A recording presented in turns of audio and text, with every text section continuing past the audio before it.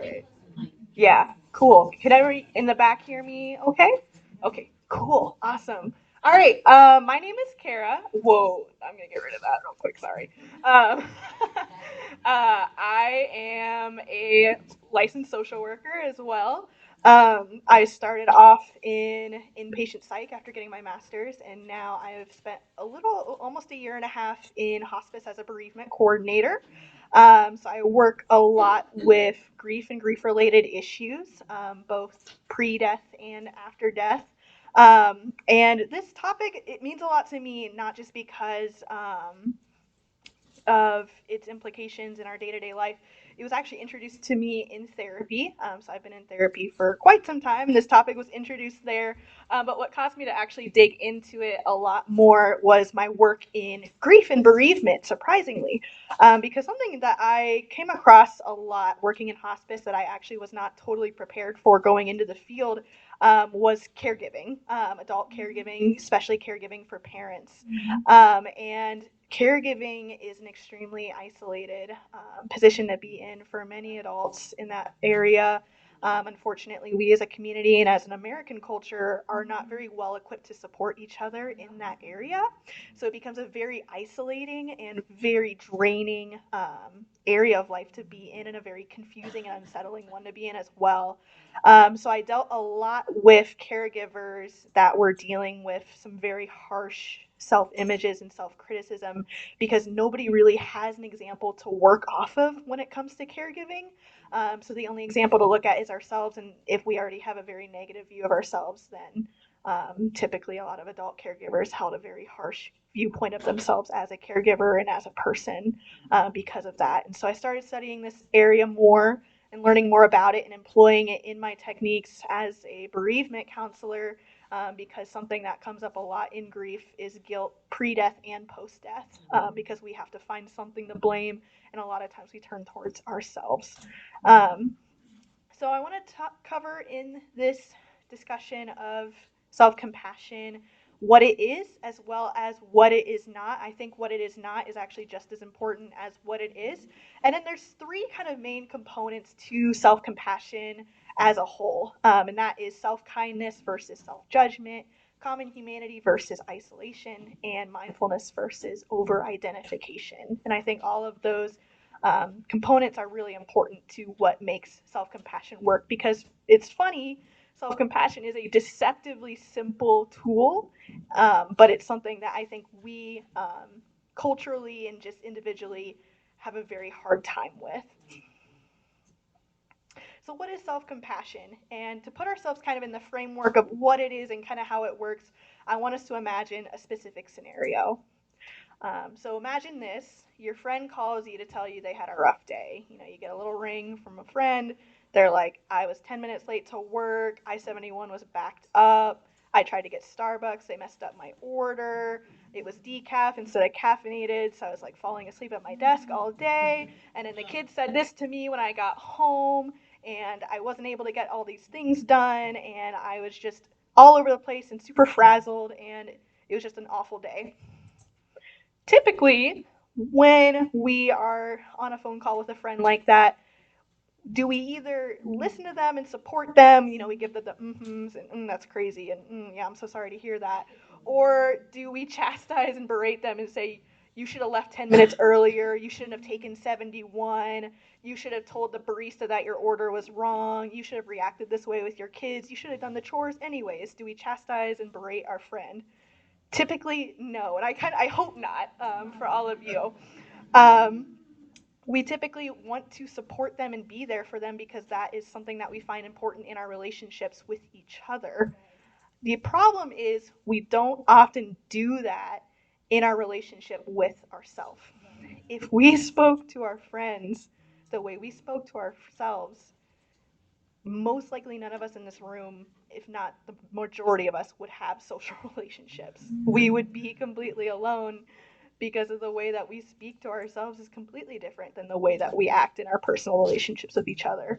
We have been taught and conditioned to be harsh towards ourselves. So the basic premise, if I had to put it in kind of one sentence, is that self-compassion is turning that kindness and support towards ourselves. We are our own friend in this situation. So this idea was coined by Dr. Kristen Neff. Dr. Kristen Neff is a psychologist. She was studying this idea at the University of California, Berkeley, and has done a lot of research on this. This is an evidence-based practice. It's been backed up by multiple research studies done by her. This really is her baby, so I'm taking all of this from her. This is not me, this is her. And I'll be giving some resources at the end. She's written a lot of books on this topic. She has a really wonderful website that has multiple practices on self-compassion, audio practices, a lot. So I highly recommend looking more into her work because this is her baby. And so a quote that she has is that instead of mercilessly judging and criticizing yourself for various inadequacies or shortcomings, self-compassion means that you are kind and understanding when confronted with personal failings. After all, whoever said you were supposed to be perfect? So it's this great idea that it's not just when things are done to us that we suffer through, but it's also in the moments where we ourselves fail and make mistakes that this idea comes into play. It's just as important. So I'm going to talk about three components of self-compassion, and the first is self-kindness, common humanity, and mindfulness. But even before I go into all that, I think it's just as important to discuss kind of what self-compassion is not, so that we don't get kind of the wrong idea of what it means to be compassionate towards ourselves. So there's kind of three components as well as to what it's not, and the first is self-pity, the second is self-indulgence, and the third is self-esteem. So to go into more detail on self-pity, so self-pity, really the basic premise of self-pity is that we are separating ourselves from everyone's experience around us. We are arguing that this is a completely unique experience to us. We're forfeiting our interconnectedness with others in order to focus on our own problems, which in a sense is true because we have our own unique experiences and everything we interpret is unique to us. But we self-pity kind of takes it further by behaving as if these things never happen to anybody else. They only happen to us. We are the only ones suffering right now. We feel separated, we feel isolated, we feel alone in our suffering, and we beat ourselves up because we believe we're the only one who either makes this mistake or goes through this kind of thing. So it causes us to ignore the broader human context of our experiences in order to reduce. So it creates isolation and a lot of shame because we believe that we're the only kind of person who would make this kind of mistake or go through this kind of thing. So self-compassion is the opposite of that, where it brings in the idea that this is a human experience. Therefore, we are not isolated in it. Therefore, we are not meant to be ashamed of that experience as well. The second is self-indulgence. So we may be tempted to think, well, if I'm compassionate towards myself, am I just enabling myself? Am I just enabling the behavior? Am I just letting myself slide? Am I letting myself go? I have to have this certain harsh view of myself in order to motivate myself and kind of keep going. It's not an enabling of self-destructive behaviors. Shaming ourselves in the change is also ineffective. So self-compassion expresses a desire to be happy and healthy in the long term. Therefore, it's going to be encouraging behaviors that help us to be happy and healthy in the long term. So compassion for oneself involves accepting where we are currently. So it's meeting ourselves where we're at. The reality is that this is exactly the way I am at this moment. Not the way I am the rest of my life, but right now, this is who I am.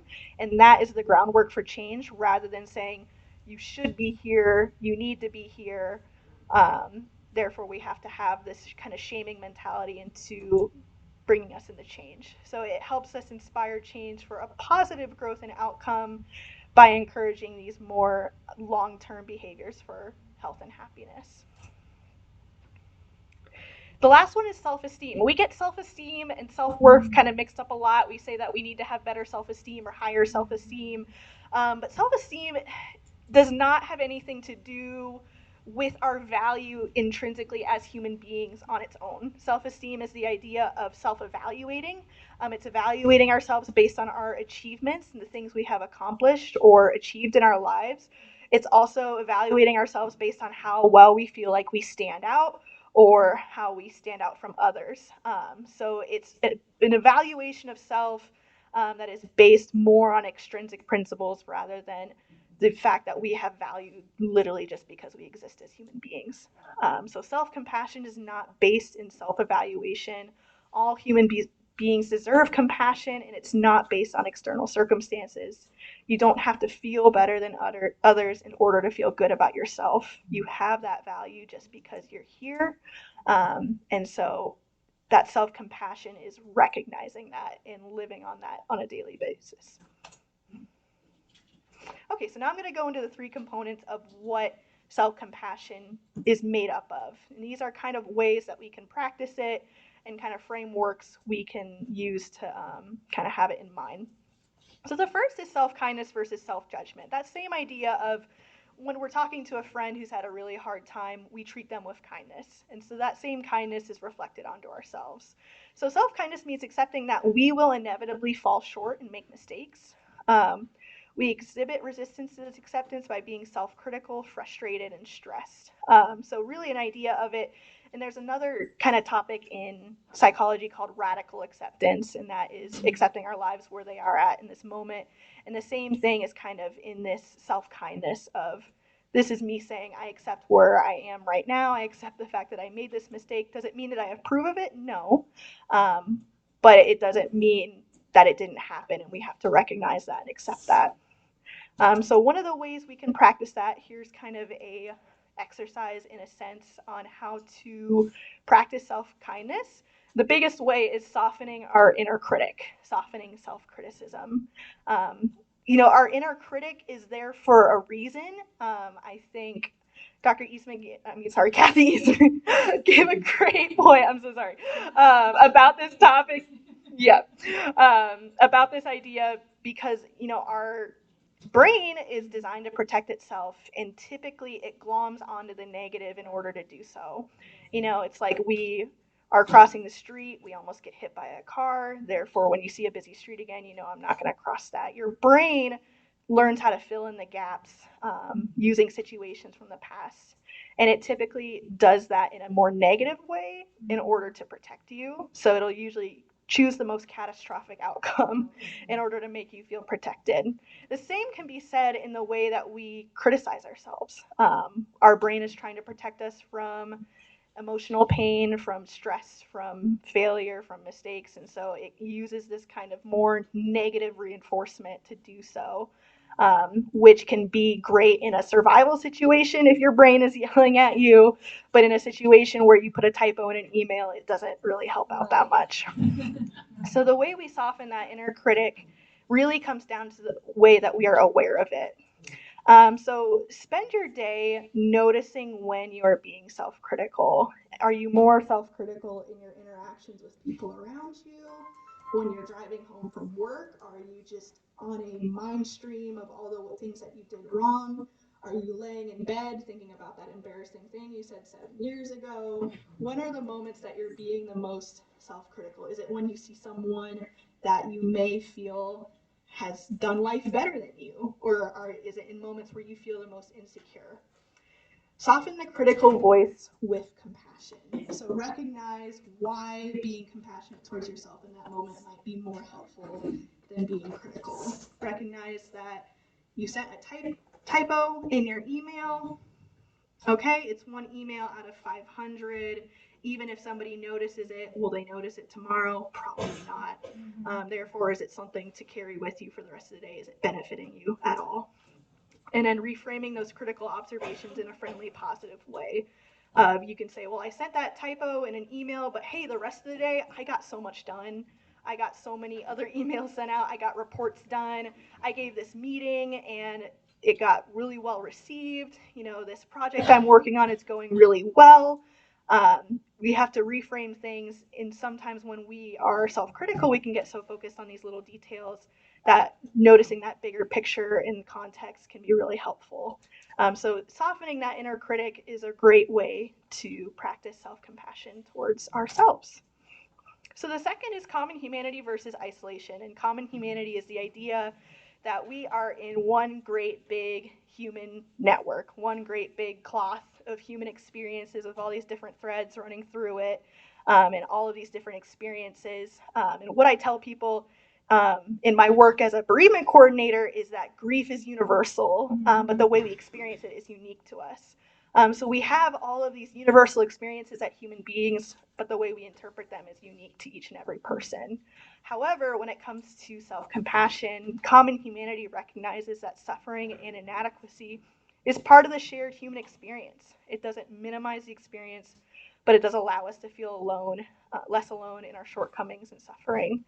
So I think it actually ties in really well with that idea of unenforceable rules, because we may have this belief that the world should be a fair place, it should be a safe place. I have these rules of everybody should be kind to each other, but when these rules are broken, we can often become very harsh towards ourselves and towards the world around us. And very isolated in our belief of, well, this rule was broken. I don't really know how to cope with it. So I'm going to act like I'm the only one going through this. But common humanity recognizes that that rule is not enforceable, in that everybody goes through suffering and inadequacy. Even the most normal looking functional person is going through suffering and inadequacy. I deal with this a lot in the grief world. I was working with a woman whose spouse was on hospice, and her two daughters had kind of different reactions. And one of the daughters was really running around, kind of taking care of everything, getting the arrangements. She was the one who we would call with questions regarding medications, things like that. And the spouse was always, how does she do it? How does she do it so well? And why can't I do that? She would ask me that question all the time. And every time I would tell her, well, you don't see what she's doing outside of all of that work she's doing. You don't know if she's going home and having a really hard time with it, or shedding tears later, maybe when you're not looking. It's just sometimes people cope by running around and keeping really busy, and sometimes people cope by shedding tears and kind of having to sit and be present with it. But neither is better than the other. And giving people permission to realize that one is not better than the other, and that this is just the human experience, that we may cope with these experiences in different ways, I think allows us to be a lot less judgmental and harsh and critical towards ourselves. So another way to practice this kind of idea is by taking a self-compassion break. So when you're in a moment where you're really kind of spiraling, I'm a terrible person, I can't believe I did this, or I just feel really inadequate today, or just really off, you can take a moment to take a self-compassion break. The first is by recognizing what this moment is for what it is. It's not just an I need to suck it up and move on kind of moment. It's recognizing this is a moment of suffering. This is a hard moment for me. I am feeling really down, or I'm feeling really anxious, or I'm feeling really inadequate right now. Put a label on the feeling that you're feeling, rather than feeling like you have to find a way to shove it or move on from it in some way to be a better person or to get over it. The second is that idea of common humanity, that suffering is a part of life. I am not a better or worse person for experiencing this moment right now. It's just a part of what it means to be human and have the human experience. And then wrapping up that break by saying, may I be kind to myself? May I extend a loving hand towards myself? May I not lay a hand against myself in this moment, but extend that grace and sympathy that I would to anybody else who was walking up to me in this kind of moment right now. And by kind of taking that pause, it can help us kind of regroup in a way that allows us to be more kind going forward, rather than just trying to suck it up and moving forward, but we still have all those thoughts swirling in our head. So the last one is the idea of mindfulness versus over-identification. Mindfulness is something that's been coming up, I think, kind of steamrolling a lot in psychological and mental health practice. It's really great because it really recognizes the idea that the only thing we can control is the present moment.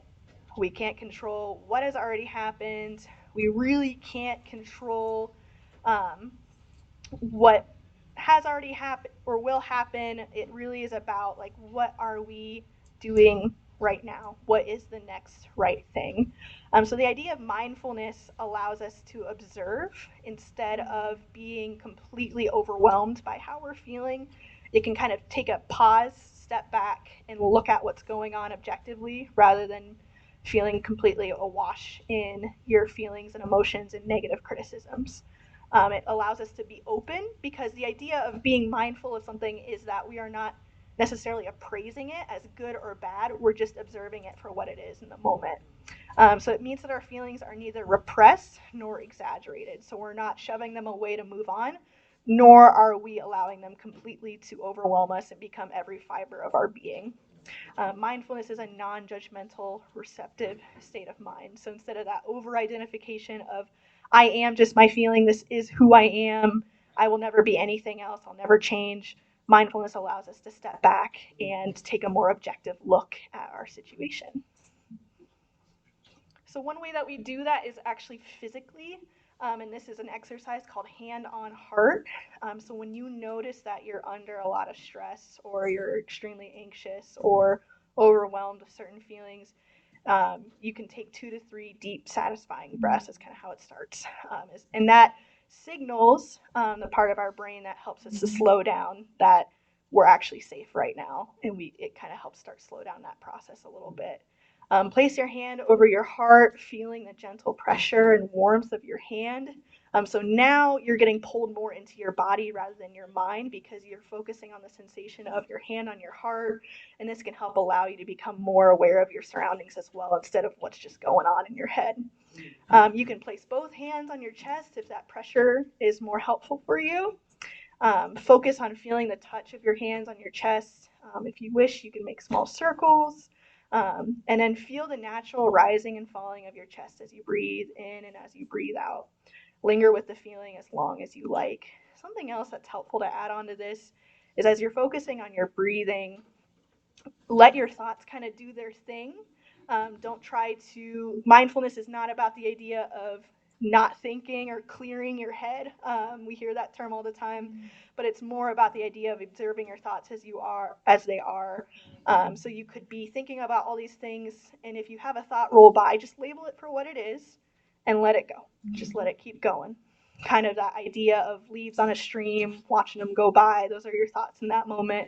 You don't have to stop and pick up every leaf. You can just let it go by. And that's really that mindfulness practice of being aware of who you are in this present moment, and having the thoughts that you have, but letting them go by instead of feeling like you have to stop and adjust every single one of them.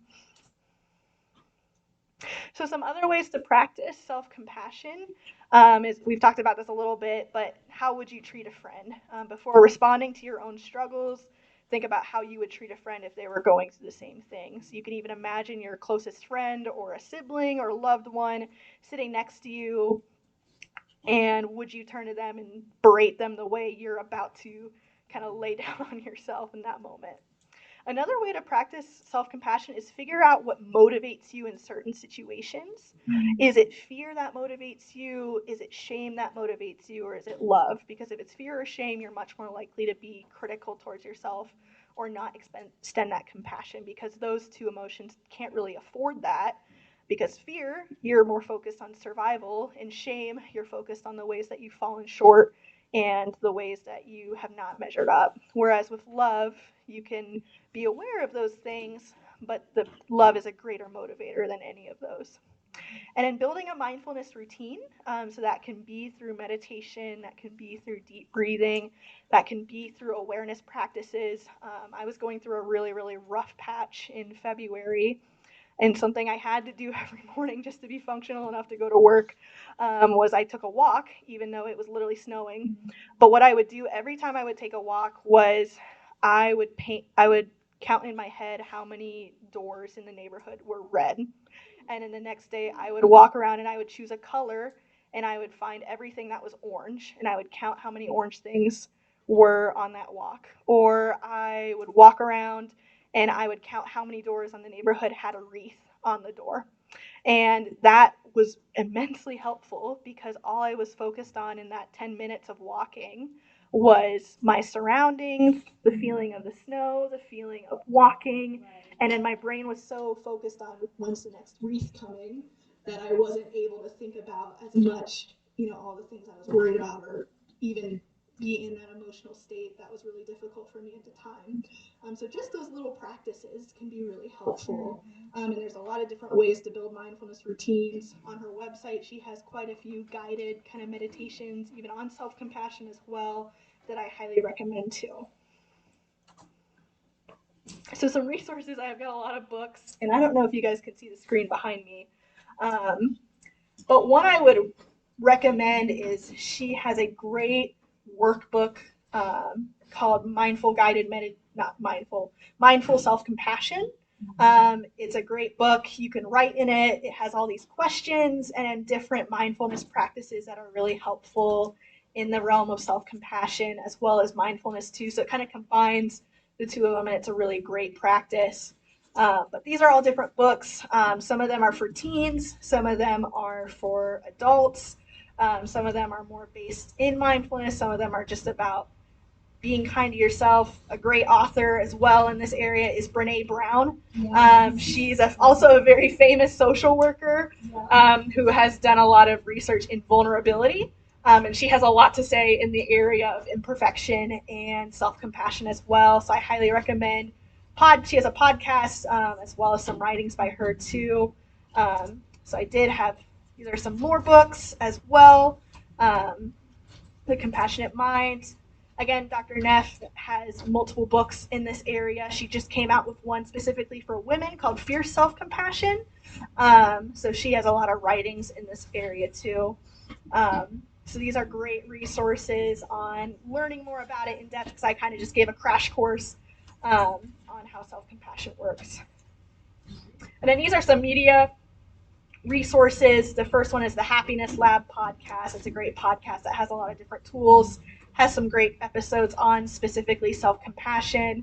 The website where I pulled a lot of this material is Dr. Neff's website, selfcompassion.org. It has all of this information much more fleshed out on there. So if you're curious about this topic, it's a really easy to navigate website, and it's got all the tools. I highly recommend hopping on there and giving that one a shot. And then there's also the Hidden Brain podcast, which has some episodes on self-compassion as well. So those are all some great resources there.